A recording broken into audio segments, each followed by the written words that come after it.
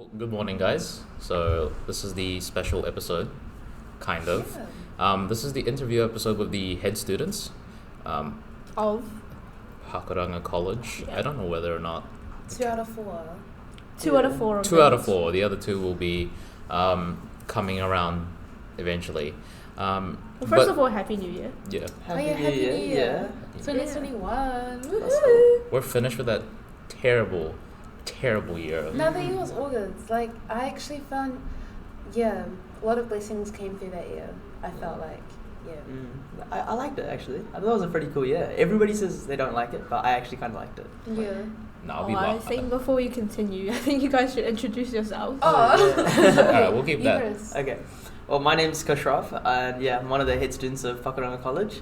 And should I say something about myself or? Yeah, Should we sure. just- Go ahead. I play basketball. That's how I know John and Tristan mainly, and to an extent even Noy. And I like leadership, like public speaking, and I'm looking forward to talking on this podcast. Long-time listener, first-time guest, you know. Okay, we got a long time. Oh, that's awesome. My name is Noyiuki, and I'm also one of the head girls at Pakuranga College. I like to play basketball as well, and that's also how I met these three. And one random fact about me, I have the same birthday as Michael Jackson. So What? No way. Really? Yeah. Wait, hold on. Are Are you you s- kidding? no, I I'm actually- not lying. I didn't even know August that. 29th.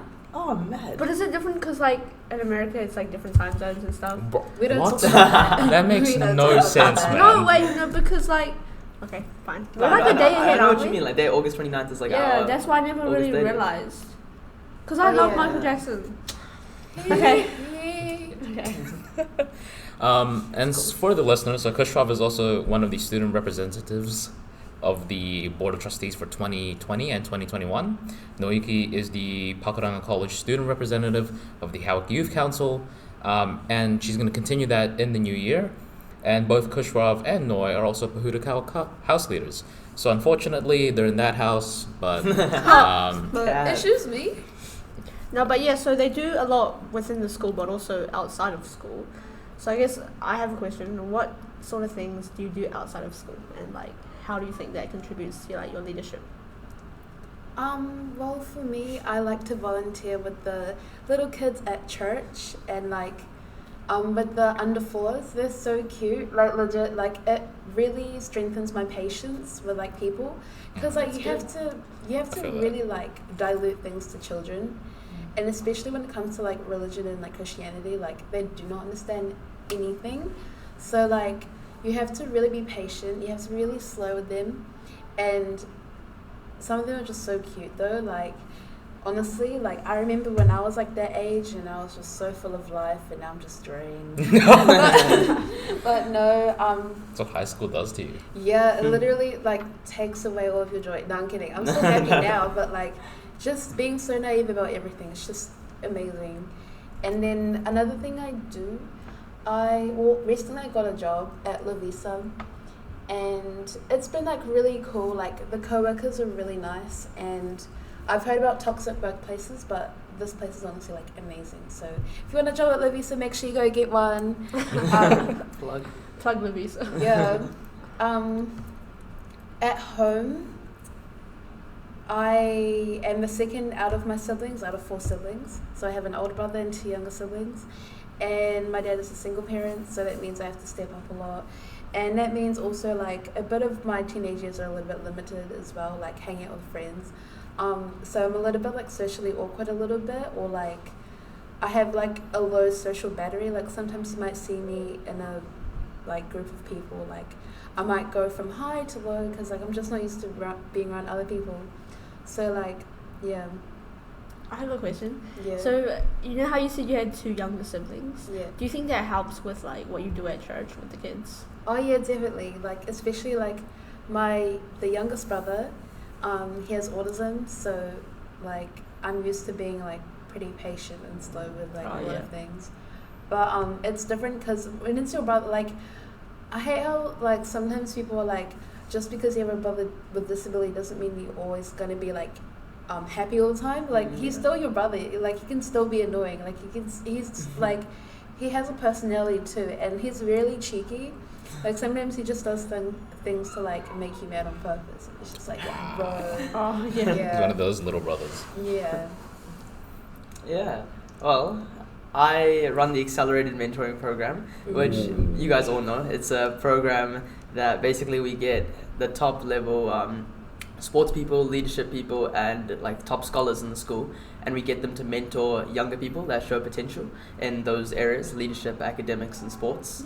And so outside of school, I take that to Maclean's College. So this year, I went to Maclean's College, branched the program out, and about 2 or 3 weeks before I actually started it, COVID happened. And so that was... shut it all down. Yeah, it was actually the worst sucks. timing ever. Like, just before I started it, so I talked to the deputy principal, got it all set up, which is actually like the hard part. And then the fun, like actual rewarding part, I didn't get to do. But next year, I'll be doing that. And so I'll be taking it out to This Maclean's year. College. This year. Oh yeah, this Oh, year. yeah. Crazy. Yeah, in 2021. And also I tutor. So I tutor maths, and next year I'll be going private. So I'll be tutoring Ooh. maths and probably all 3 Oh, making sciences. some money on the side. That's Yeah. some Side mad hustle. money. I know. Yeah, it's That's good. some mad It's good money. money. And I'd rather do that than work like Yeah. a part-time job, because it keeps my skills like fresh as well. That's good. Yeah. Yeah, I mean, that's kind of what I do outside of school mostly. Wait, so are you only taking it to Maclean's, or is it going to be at PAC as well? Yeah, so I'll keep it in PAC. So it's Oh. already in PAC. I've been running it for 2 or 3 years. It got passed down to me by Mortaza Saha, former head boy, as you guys know, and he's like the GOAT for me in terms Yeah. of PAC. So it got passed down to me from him. So I'll be running it in PAC still, but I'll be taking it to Maclean's. That's cool. Yeah. That's cool. You're working with the enemy. No, I know. Yeah, why? Helping the enemies. Come on, you're man. helping the enemy. Wait, I got a quick question. Like, yeah. when you leave, who's gonna carry it on? Yeah, I'm thinking about that now actually. Ooh. I gotta think this year. I have an idea who, but I'll keep that under wraps, see if he says yes. You got some big shoes to fill, man. Yeah, I know. That's large shoes. I have to That's think really about cool. it. Small shoes. Size 8, bro. Size 8. Alright, come on, You you didn't did know not. Chris Rob was like 5 foot. Oh, They listen, can't listen, see man. this on the camera, bro. They Yeah, don't know how big I listen, am. this man's got a 40-inch vertical from you and I. No, but that's really awesome to just hear, like, seeing how much you guys actually involve yourselves with the community. Noi in church, Khusrav with, unfortunately, our other school that we don't like and that we don't talk much about. But if I were to go, like, just delving deeper into kind of your guys' psyche, what is it about these kind of things that you live around, your family and the people that you're mentoring, and as an individual, what does it kind of make you feel? Seeing, obviously, that's such a generalized or vague term, so I'll try to boil it down. Working with a single individual, whoever it may be, just when you're working with a single individual, what's your kind of, if you think about it, your approach to what you kind of want to do with this kind of person? I'll boil it down to something even more. Khusrav, when you're mentoring someone, and hopefully Noi, when you're working with children in church, as you said, diluting the Bible is probably a very difficult task. What are the things that kind of go into your mind when you have to explain or kind of show something to someone who might have no idea how to actually take it in? His questions are very jam-packed. No, yeah, that was full on. I can answer that if you want to think. Yeah. But I mean, with the mentoring program, I do work a lot one-on-one. But I mean, running the program, I'm teaching kind of like and giving the lessons to like a group of people. But when I am working one-on-one with my mentee, I mean, I think it's pretty crazy how we can impact one person's life, like especially people like us. We can impact someone's life in such a way that they can just like snap and completely turn around. And like people that show potential, like you can literally unlock that potential by just talking to them or by just like leading by example. And I mean, that's pretty fascinating to me. Like how someone who can go from like 0 to hero just with like your help. Like, I mean, I wasn't like really, I'd say I was very average, like in year 6 and 7, I wasn't great. And then my brother's been like mentoring me ever throughout my life. And like with his one-on-one help is how I like became who I am today. And I'm proud of who I am because of my brother. And I mean, I want to be like that for someone else. So yeah, I mean, I don't know if that answers your question actually, but like, yeah. No, it does answer my question. And I just wanted to ask you, so do you think that relationship with your brother, so mentors don't actually have to come in the form of you actually have a physical mentor that you sold out after. For you, it was your brother. I have my own personal mentors that were just family friends or friends that I knew from the past that really pushed me. Do you think that kind of family, the fact that you grew up with your brother, do you think that kind of even built it even more? Like that really impact on your life? It's not only just because you see them every single day or you saw them so many times, but it's also that there were so many memories having like with your brother. Do you think that strengthened the impact that he had on you? And do you think that kind of family like impact, do you think that can almost be translated in a way to other people? Oh, that's a good question. Well, the family thing is like they're always there and they can hold you accountable, which is really good. I mean, my brother was like everything I'd want in a mentor. But I say it's easier, like if you're listening to this and if you have a younger brother, younger sister, like especially younger, because you can mentor them, bro, go for it. Like honestly, it is the best thing you can do, and you can like lift them to new levels. So like, but I don't think that you need just like a family member. It was Kobe Bryant for me as well. Like he was like my second mentor, right? And so like teachings from him as well. It's harder because he's not like physically like next to me. You don't actually know him. Yeah, I don't actually know him. I feel like he's almost like part of my family, like literally. Yeah. But like I don't know him. So that's why like the family connection is like something that you can't get anywhere else. So yeah.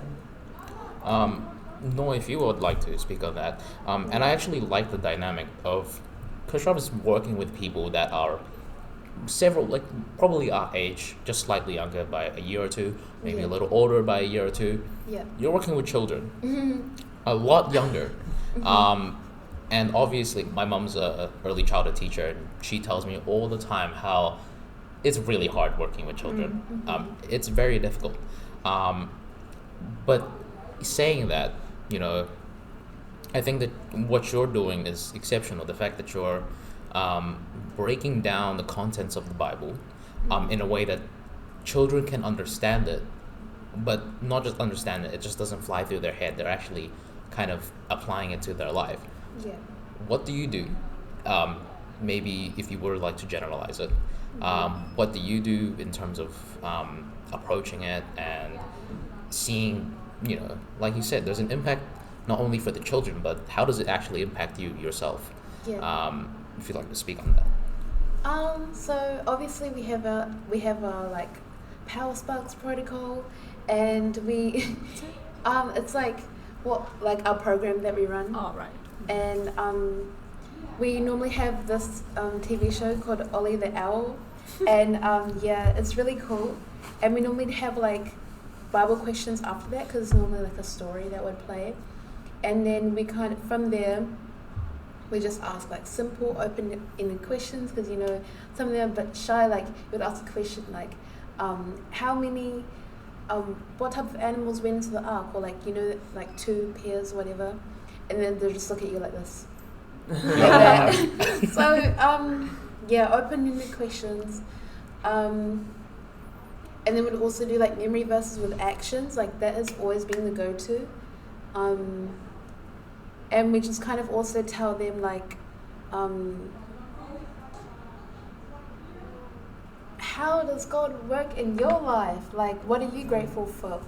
Like, what did you think that God did for you this morning? And we kind of makes them to reflect, because then they'd be like, oh, nothing. But then it's like, actually, he woke you up this morning, blah, blah, blah, blah, blah. And we apply it to like memory verses and so on and so on. It sounds really like simple, but like it needs a lot of repetition. And repetition can sometimes be boring. But you then realize how the next time they come, they'll be like, oh, didn't you tell me like this and this and this? I'll be like, oh my gosh. My heart would literally like melt. But the impact of being able to fill these children with insight, like it gives me hope. Like when you see like the younger generation, like these kids were probably born in like 2015 when I was like in year 7. Yeah. Like Yo, kids are being born in 2021. Yo, that's weird. Like, what the heck? But like when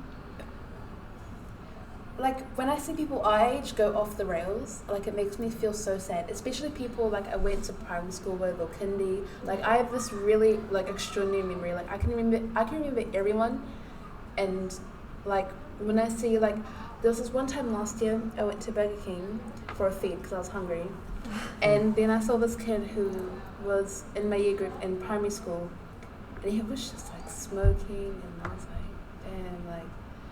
And he remembered me, and I was like, hey, like, what's up? Like, how you going? And he said, oh, I dropped out, blah, blah, blah, blah, blah. And I was like, I felt so sad. I've never felt so sad in my life because he was such a bright kid. And then it just kind of made me think about, whenever I look at these kids in Sparks, I'd be like, I'd like pray, I'd be like, I hope that, like, you just find light in life, that, like, nothing in your life happens to you that you ever have to resort to the things that will just throw away your potential. Like I've had a lot of ups and downs in my life, like especially with my parents like splitting up. Like I laugh about it a lot, so just bear with me. That's my coping mechanism. Yeah. So I had like there was a point where I nearly like went off. Like I used to. There was one time I like bullied a kid, but it was like You bullied a kid. I bullied a kid. It was I on think you said accident. bled.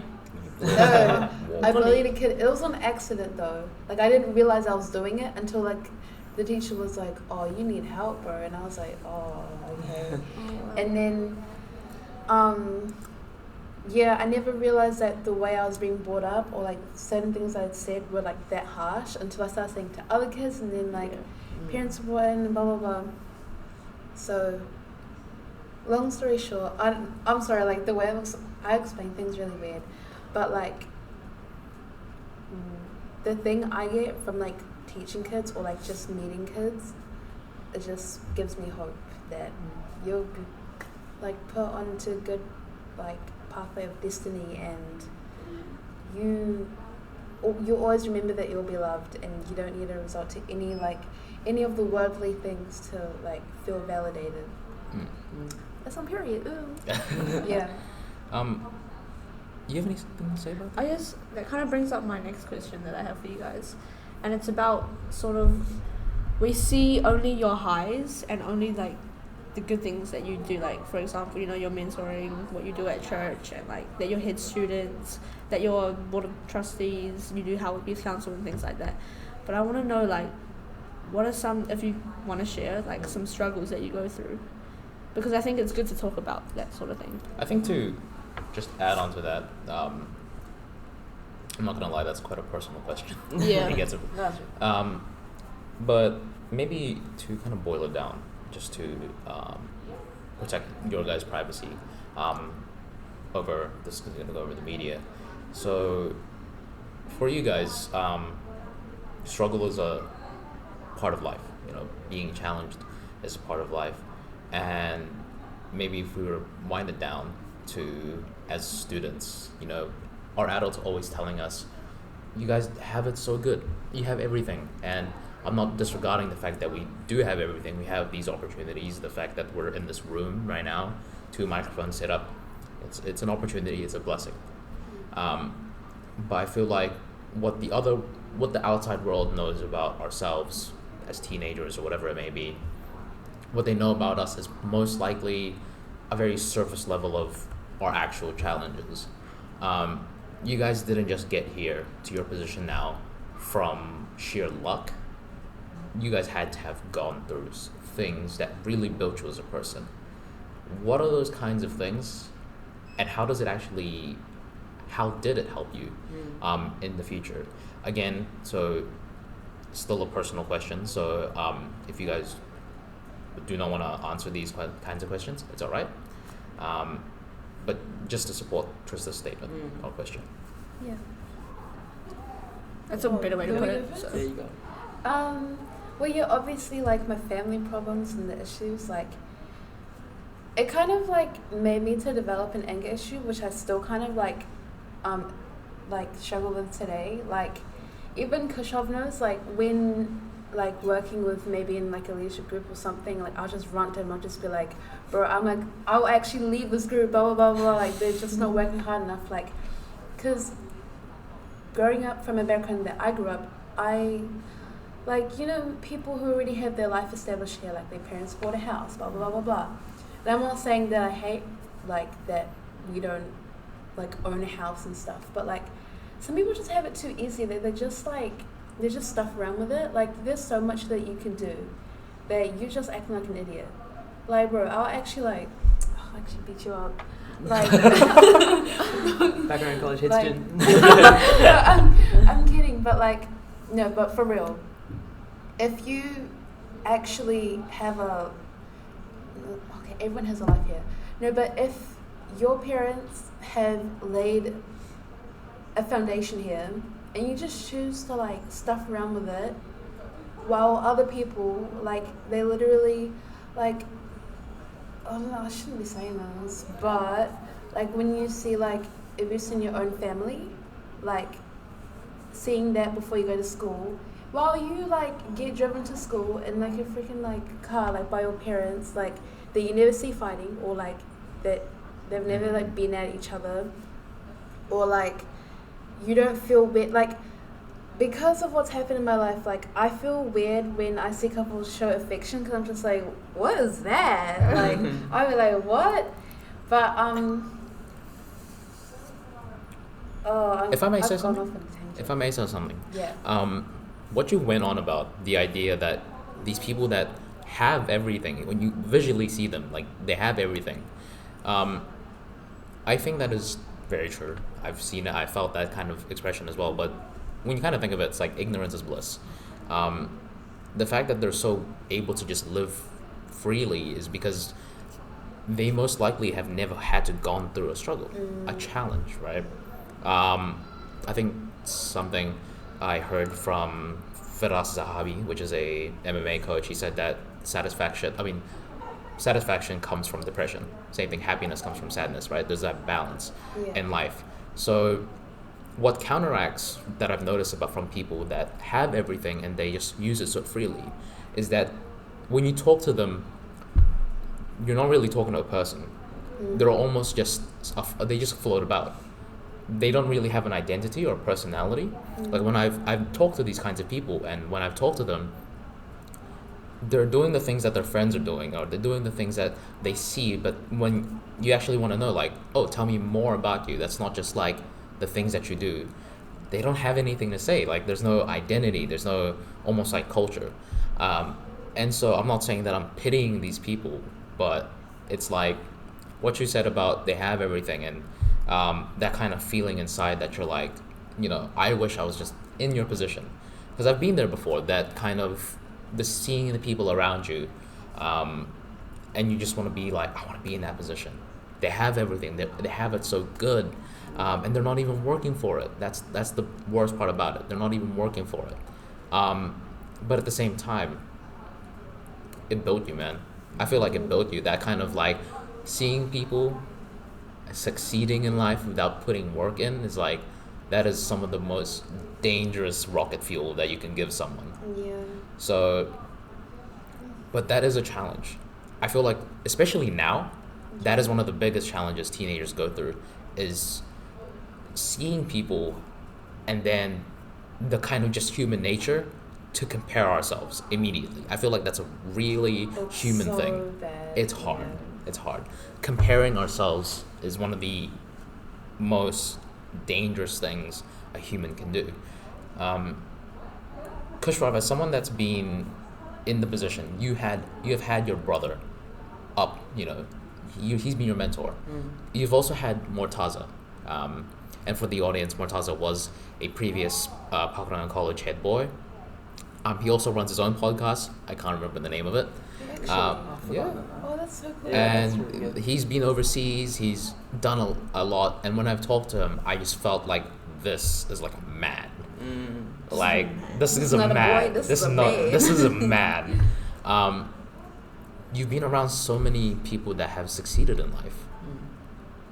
Have you felt the inclination to compare yourself? And how have you prevented it, if you have prevented it?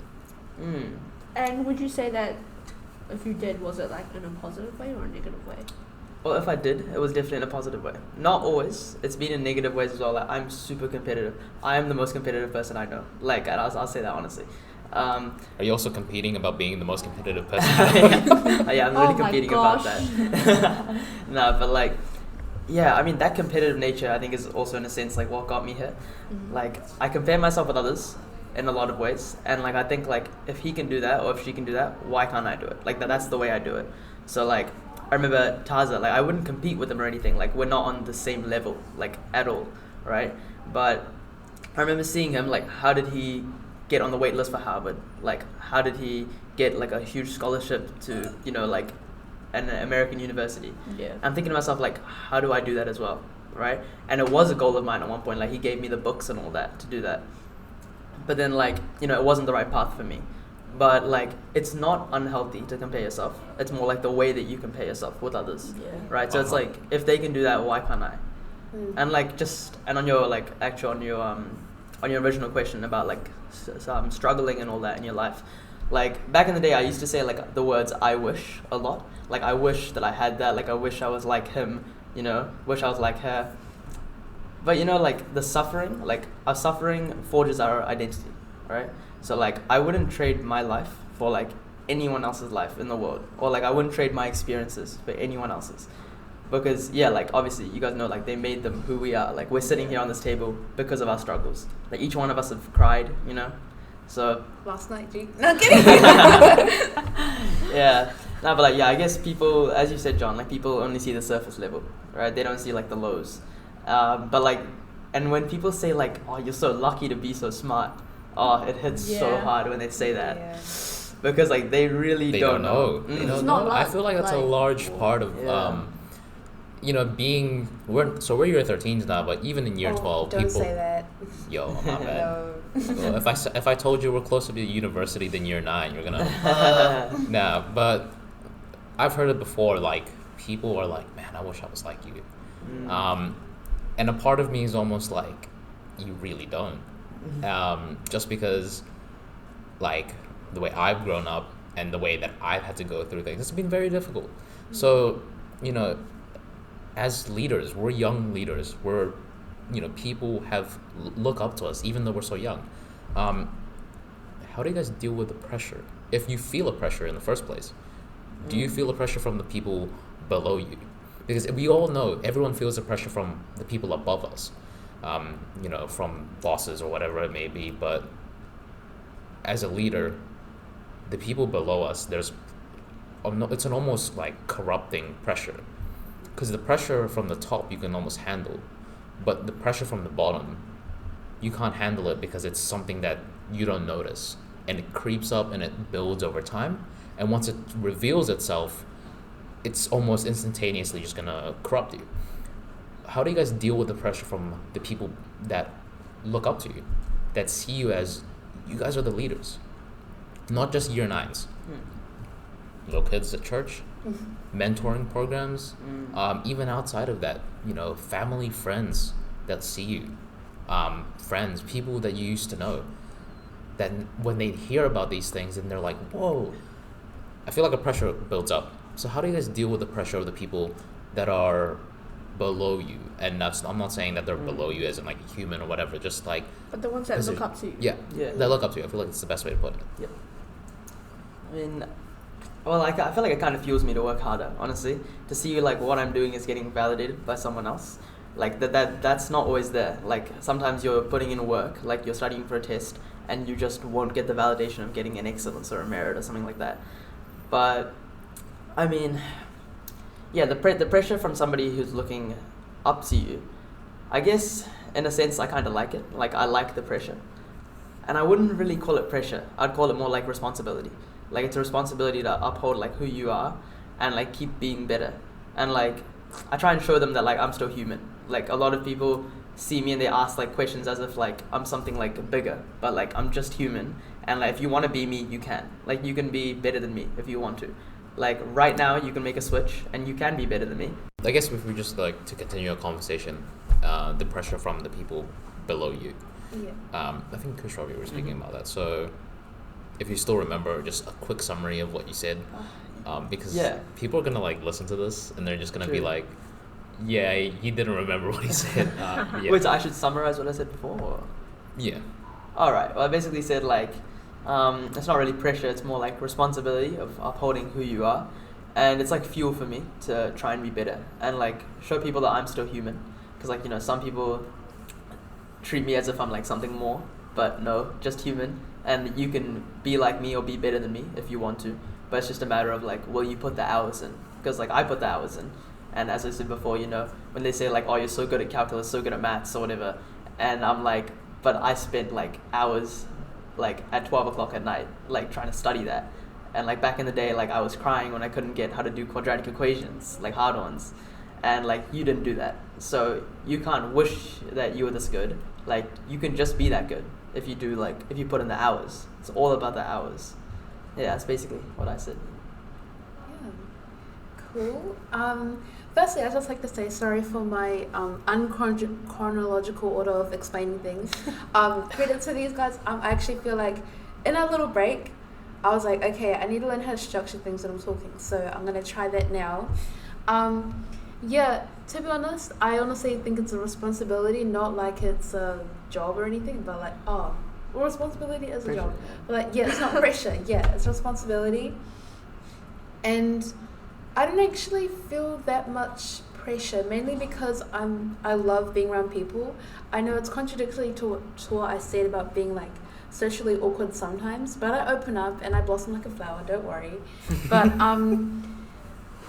I like making sure that people feel like they're on the same pedestal as me. Like I hate that like inequality, especially me wanting to do law. Like I'm about justice and I'm about like equality and all of that stuff.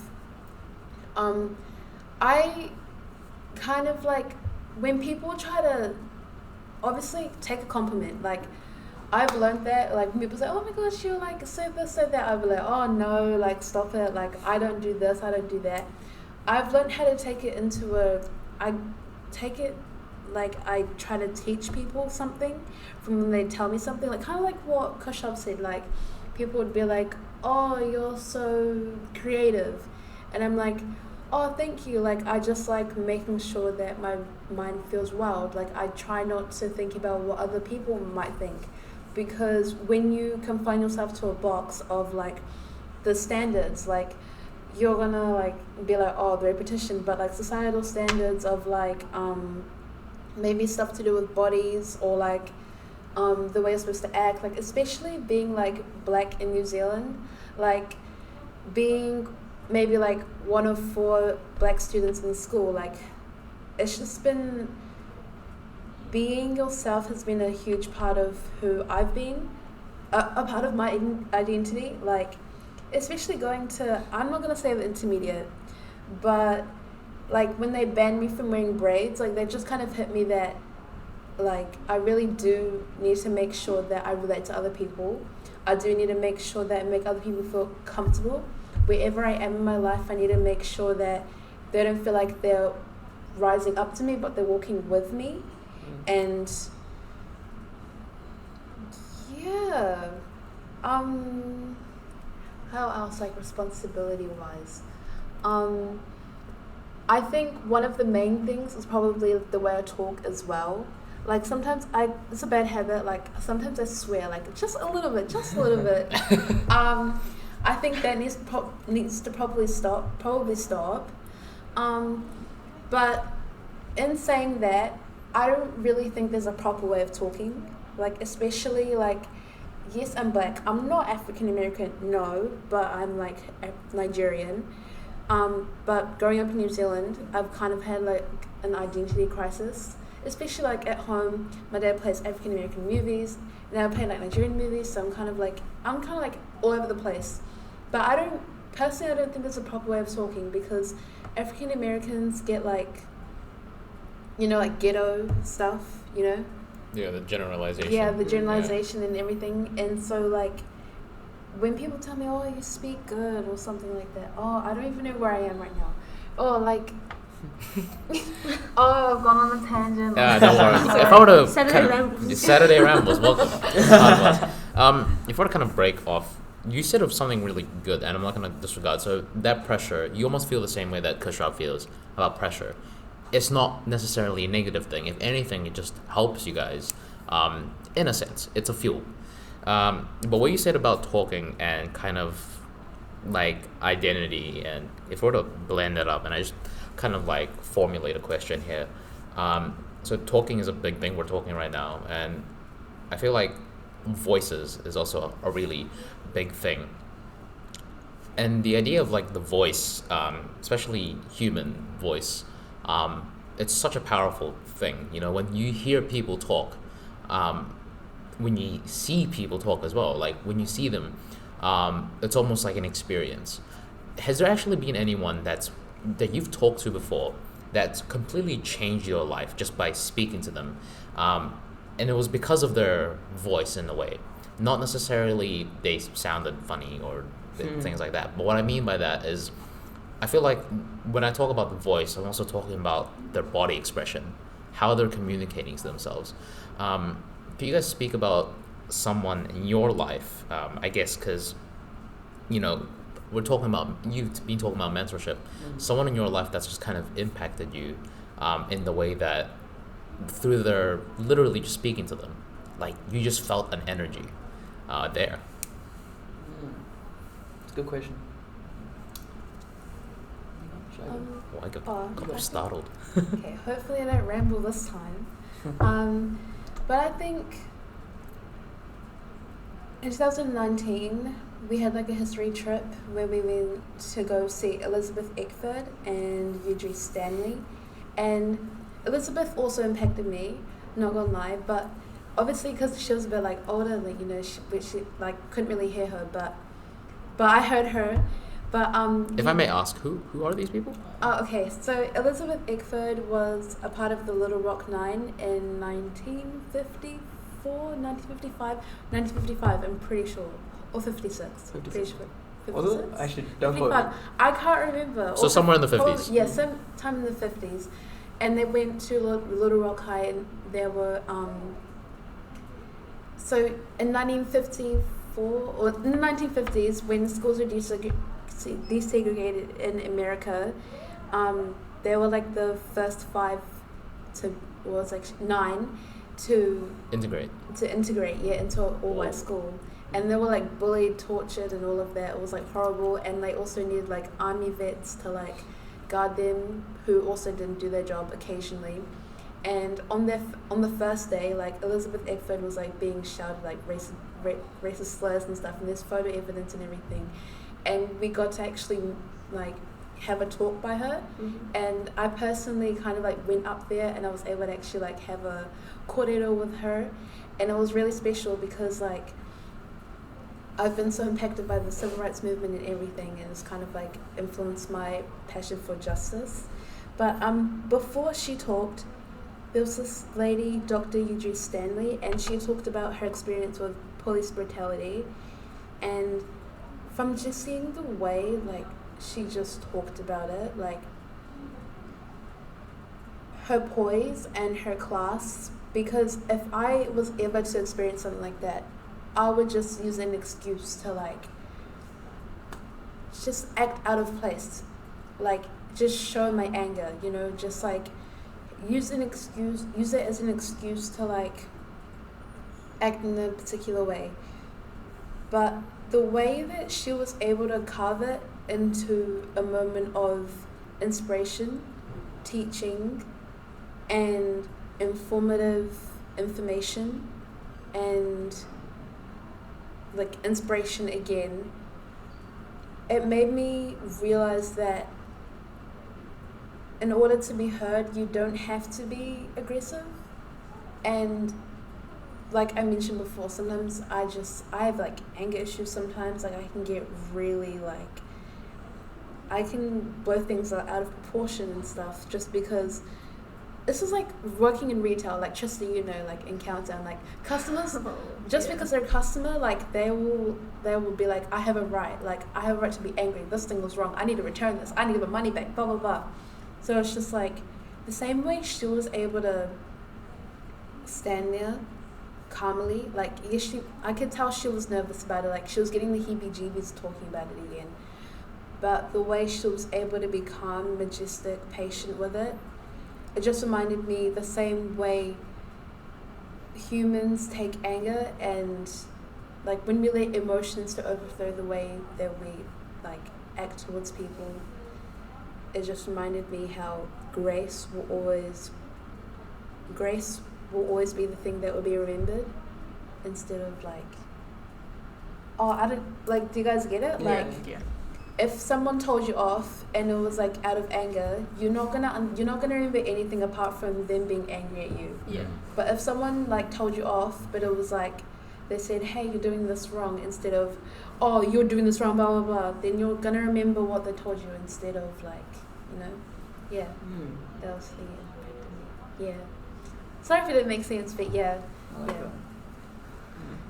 Oh yeah, I went on the trip with Noi actually, and yeah, that was really good. I remember Noi had like a really Noyiuki had like a really deep connection with Elizabeth, like straight away. I don't know. I remember you guys were like hugging and stuff. But Yeah, I was crying. I know that was awesome.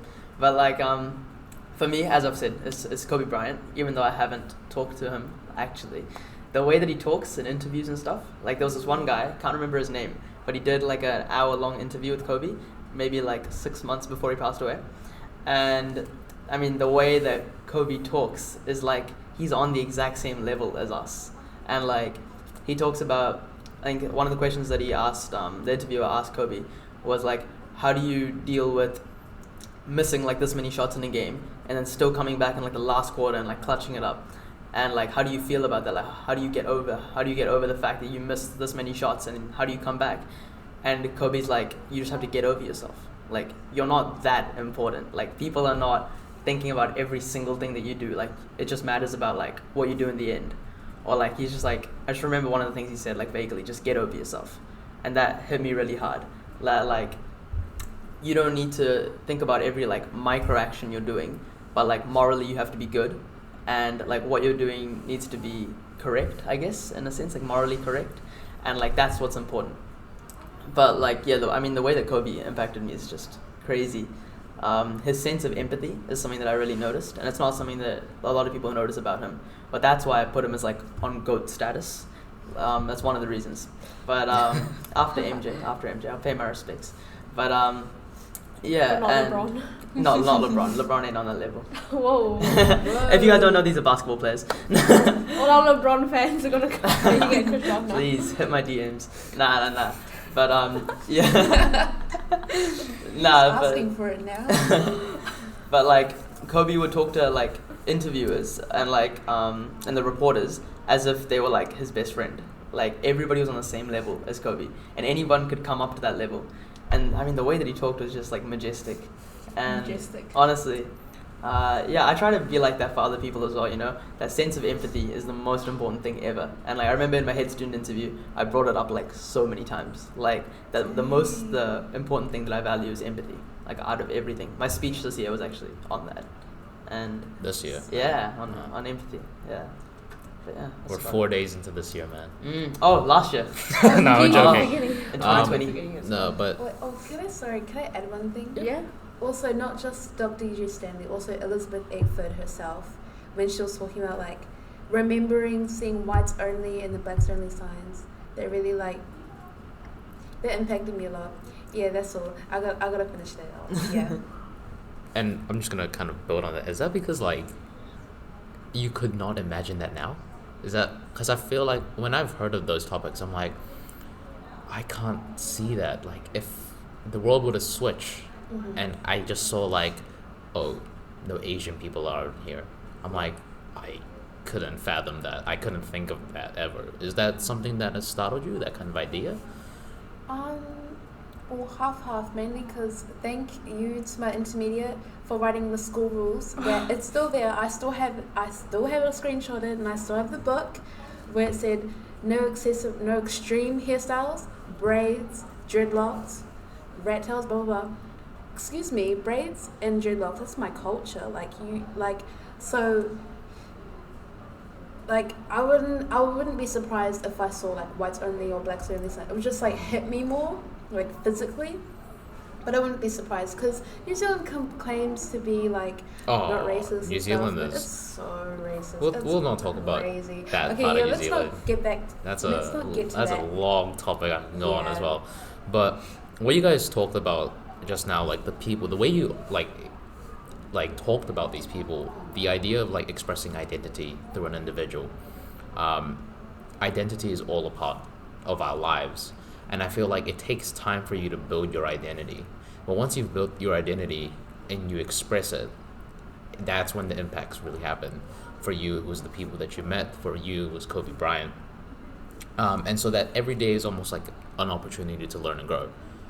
And then seeing people and their identity is also one of those things. If we were to bring it back to us, to young people, to young leaders, if you guys were to help someone out, if you were to distribute, tell people about how you can really better yourself now, and I guess if I were to just put it blunt in my head, this is the section of now we're talking is about these are the things that we're going to ask you questions about that's going to really help people. You guys talked about delivering things to other people and really impacting people's lives. We're now giving you guys the opportunity through our podcast. So please feel free to just let us know about, giving tips to young people. And if you guys want me to make that more stricter so that I can help you guys out, what do you guys want? That's good. You guys just because it's idea is just giving tips to other people. Do you have anything on this? I guess we're just sort of asking what sort of advice advice you give and what sort of because you said you want to make that impact, so Got you. I can start with that. I guess in terms of self-improvement, I know your podcast is all about self-improvement, especially for teenagers in their lives. I guess it's one thing every day. My brother told me, do one thing better tomorrow that you did today, and just one thing at a time. And those incremental improvements is you'll see vast change. Kobe said that he put in probably 2 hours a day extra than everyone else did because he woke up earlier, slept a little bit later, and because of that, just that 2 hours a day, just that one thing a day, those incremental improvements, people can't catch you after a while. You add up those 2 hours for 10 years and you've got 700 hours. How can someone catch you now? So those and it's about competing with yourself as well. Now you're so much better now than you would have been a little while ago because you chose to put in just extra even just for us extra 15 minutes in a day studying, an extra 15 that minutes. was big, Extra 15 minutes thinking about your next venture, this podcast. You guys wouldn't have thought of it in one day and started up in one day, but slowly, that's what I do in the holidays personally. One thing that Taza told me was that the only breaks he took was a week or two in the long holidays, and the rest was mainly focused on improving. So in his spare time, which was so limited, he studied another curriculum, which was to get into his New York University. And now I spend my holidays, I spend majority of it, 99% of it, doing what I want. But then that 1% is so important. And that's the 1% that other people won't want to spare. And they want to put 100% into having fun. But just that 1% of your holiday, just that 1%, put it into something productive. Put it into something that you can do to improve yourself. And what have you gone into? Well, this year, I'm trying to revise things. This is simple. Last year, I set up the mentoring program more in the holidays. So each day, I'd spend 20 minutes. And I'd try and build the curriculum for McLean's College. And so then by the end of the holidays, even just 20 minutes a day, I was completely done. A whole buttload of work was done. And this year, I'm trying to revise physics, maths, biology, I already said maths, and chemistry. And I'm trying to get good enough to the point where I can tutor someone next year, and so I don't forget the information. Mm-hmm. And I'm also trying to polish up my mentoring program. So small things in the holidays is my advice. And in your spare time. You guys have spare time. Don't say you're busy. Yeah. Please don't say you're busy. Yeah. Because you're not busy. It's just the truth. You're not busy. It's just priorities. Exactly. Yeah. No one's ever really busy. It's just priorities. Exactly. You aren't busy. Yeah. No. Oh, I have Noyiuki. another question for Khusrav, really quickly. Do you think like patience plays a lot in that, because you have to do like small things every single day, but like you don't really see that improvement straight away? Do you know what I mean? Well, 100%. That is like That a is a really good hard question. feeling, but Yeah. it's like a Yeah, that's a good question. Like, you know, one of the reasons that I think some people are really good at gym, and why some people, like, they'll be good at gym and stuff like that. Not talking about John in this case, actually. But they'll be really good at gym, but they'll just be, like, really average or, like, below average at, like, studies and all that. That is not John in this case by any means. Oh, my God. But like, I think it's because in gym and stuff, for example, you see the improvement straight away. Like, or you see the improvement, like, you do a new exercise and you see, like, your triceps developing in, like, a week or so, in 2 weeks. Like, that's, like, short-term success, and you see it on your body straight You away. can like feel the, you know, like the ache afterwards. Yeah. And you can feel yourself getting stronger. Like, you'll do one more the next day than you did the other day. But with studying and with, like, leadership, you might be stagnating for so long. Like, you might be just, like, on a flat path. And it's important to, like, stick it out. Like, you gotta have grit. You have to. And Great and perseverance. yeah, grit is like sticking it out even when you're not seeing some improvement. Because like when you know what you're doing is right, like you don't need to always change up your process and stuff. Like you just have to stick it out. Like Yeah. That's nice. Check out his kind of serious video on grit and perseverance. Yeah. Shout out to Noy. Wow, tips. I have so many of those. Oh, my mind just blanked out. If I were to, okay, you know, we're giving tips to students and stuff, but Yeah. I feel like the kind of tips that I personally like giving is just tips on life. Because life is so vast, and I feel like nowadays life is almost getting shrunken down. It's getting smaller and smaller. And that's due to the society that we live in now. The kinds of lives that we're now being promoted and it's being talked about is a life that is, in my opinion at least, it's not worth a life living. It's almost as if it's fabricated, and it's almost just like artificial. It's not much of a life, rather it's just it's a excuse to Simulation. exist. Yeah, like simulation. Yeah, it's a simulation, an excuse to exist. So again, give whatever advice or tips or whatever it may be that you guys want. Yeah. But if you guys were to say something, even just one thing about just life advice, because I feel like, especially if this was a big one for me, hearing life advice from an adult is a lot different to hearing life advice from someone that's your age. Yeah. Because when it's someone from your age, it's like, well, they don't have 30 years under their belt Yeah. more than me. They're also 17 years old. But I think it also becomes a bit more personal. Yeah, Yeah. it really does become personal. So feel free to say any tips about school again, priorities, time management. But if you guys were to give one piece of life advice, and we can finish off here as well with that. I mean, again, please say whatever tips you want. But if we were to finish this off with, what's just one piece of advice that you guys could give to anyone, and if it was preferably into leadership positions, what could it be? I saw this from TikTok. It costs $0 to be kind. You know, when you like Facts. when you go into Facts. TikTok comments, you know, you see a video and you're like, oh no. You go in the comments, people just mean. It costs $0 to be nice, even to yourself. It doesn't even apply. Love yourself first before you go and be nice to other people. Be nice to your family first before you go out to other people. My dad would slap me right now because he always calls me out for this, like being grouchy at home. And then I go out and then I'm like some different person. I'm like, it's like, Yeah. flip-flop and stuff. But yeah, it honestly costs $0 to be nice to yourself and nice to other people. Like, you never know how much you'll impact someone's day, and you never know how it impacts your own day. Like, you might be going through some really tough times and you feel like you don't deserve anything. You feel like you're really stuffed up. You feel like there's no way you can go up. You can only go down.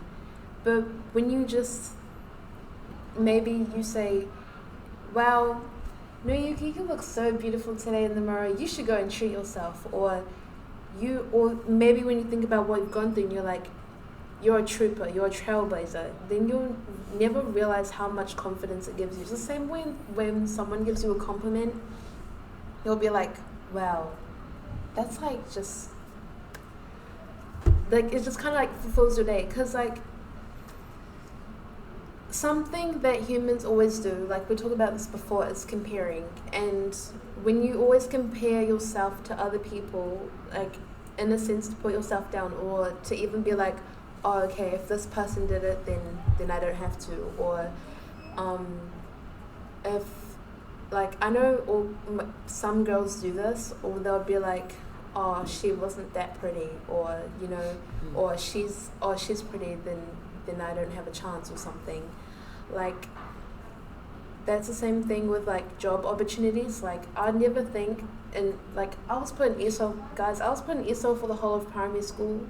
Never would I ever have thought that I got the top in English in year 10, because I didn't speak. I still mumble jumble my words now, and I wasn't that good at like writing or like English or like just at anything. And one thing that really stuck out to me was just being nice to myself. Like if you put a goal to yourself, if you look at things in a different perspective, like the same way someone might look at you, like they've just seen you for the first time and they're like, wow, you're just amazing. Because remember, you are living the same body for as long as God wants you on the earth. So you're going to get sick of yourself. You're going to be like, oh, see, you suck. You did this the other day. Shame out. So, like, you need to make sure that you appreciate yourself for everything you've been through. You may have not been through downs that much as other people, but you need to appreciate that you've been able to come this far, if that makes sense. You know? That is it. Quickly plug the kindness series. Yeah, oh yeah, the kindness series, G. So, just a little quick summary. During the COVID time, I messaged one of the head students from last year, 2020. Oh my gosh, 2021. Her name is Wit, and yeah, originally it was supposed to be an email to my year group, because it was one time during the lockdown when I was like, oh man, I actually can't do this. Like I had 4 internals in one time, and I was like, nah, I can't do this. And guys, I take all written subjects, and I was like, no, I can't do this. Absolutely horrible, no. And then I was like, I wonder how other people in my year group are doing, because I know, like, I'm gonna be honest, our year group has kind of been like the weakest link a little bit, like just a tad, just a little bit, like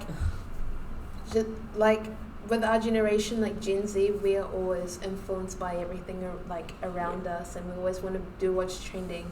So I was like, oh, we should send an email to like the year group, like, can you ask Mr. if this is okay? And she was like, oh no, actually, would you like to send a video? And I was like, that's kind of weird. Imagine they just see me on Instagram being like, hey guys, I hope you guys are doing good, blah blah blah. And then she was actually like, oh, maybe we should like involve other people and make like a series. And I was like, yeah, that would be cool, and then we can have like different topics, blah blah blah. And that's what it is now. So we invited people from the leadership team, like mainly house leaders, because that's people we like knew, and we had a kindness series, and it was a big hit. Yeah. So yeah, $0 to spread kindness, $0 to be nice to you, yourself, other people, your family, your friends. Yeah. I think we should get Noyiuki on a Saturday ramble. Yeah. Oh yeah, sorry, I'm like really good at rambling. I feel like it's not even Saturday. We could do a weekend long rambling. Yeah. No, and Khusrav, for you, if you have any other piece of advice to give, any last tips? pieces of advice. Yeah.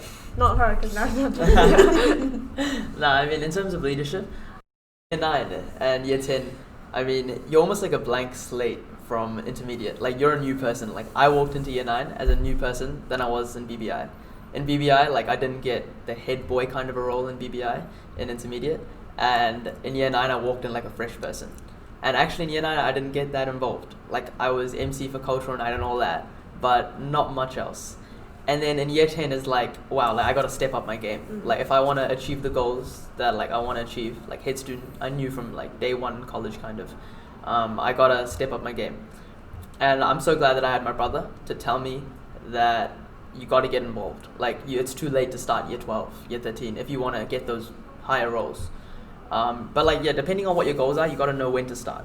So if you're like, if you know someone, year 9 or 10, probably like a younger sister, younger brother, you need to tell them to get involved sooner rather than later, because they'll only regret the opportunities that they didn't take. And I learned that the hard way. I think in year 8, I was asked, and there was an opportunity for me to do like a production, so for me to like act and stuff like that.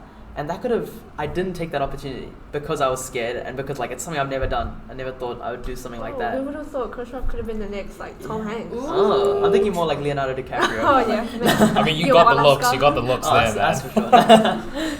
No, but I want to see like where my life would have gone if I maybe did that, or like so like you literally only regret the opportunities you don't take. So take everyone that comes your way. Like as I said before, you're not that busy, so like you can take on lots of things. And just know at all times somebody's doing more than you, so like you can push yourself more. Like don't be comfortable in college, especially. Don't get comfortable. That's like dangerous. You want to be uncomfortable at like most times, right? Don't settle in too much. Keep pushing yourself. Keep expanding your comfort zone, because that's the only way that you're actually gonna improve. Because being comfortable is dangerous. That's really good words to live by. Just to add onto that, even if you're like pushing yourself to get involved, make sure that you actually like it. Don't just go there just for it to be ticked off in a box. So I remember, like, I think in year 10, I was like, I started doing things for like the name, which was so bad. And so year 11, I kind of took a break because I was like, oh no. So actually, I'm gonna make this really quick. If you, I promise. If you feel like there's not something that you want to do, that you want to get involved in, you can make something to get other people involved. And that's kind of what I did with the kindness series. I made something that I was passionate about. Yeah. So go on your route that you want. Yeah. Facts. Cool. Anything you want to add to that? Not really. I just want to ask if you guys have any questions for us. Yeah. But if you don't, that's fine, you know. No, we do actually. I have a question. Really? How did this all start, and why did it start, more importantly? Why for? I know what you guys said to the podcast. I kind of, know, but like, tell me a little bit deeper. Well, okay. Well, I wanted to start. Okay, it was sometime last year. I wanted to start a podcast because I like listening to them and I learn a lot from them. So I wanted to do the same for other people, but I didn't really know how to start it. So I went to John and I asked him about all the technical stuff, and he helped me a lot with that. And then I don't know, I just started like kind of just have to do it. And stop like thinking about it. Yeah. Because the more you think about it, you're not actually nothing's gonna happen unless you take action. So yeah. Getting started is hard. But right? yeah, we want to just like show, especially to like young people and teenagers, that don't be comfortable with where you're at. You can always do more. That's why it's called the You Can Do More podcast, because it's something that we strongly believe in. And yeah.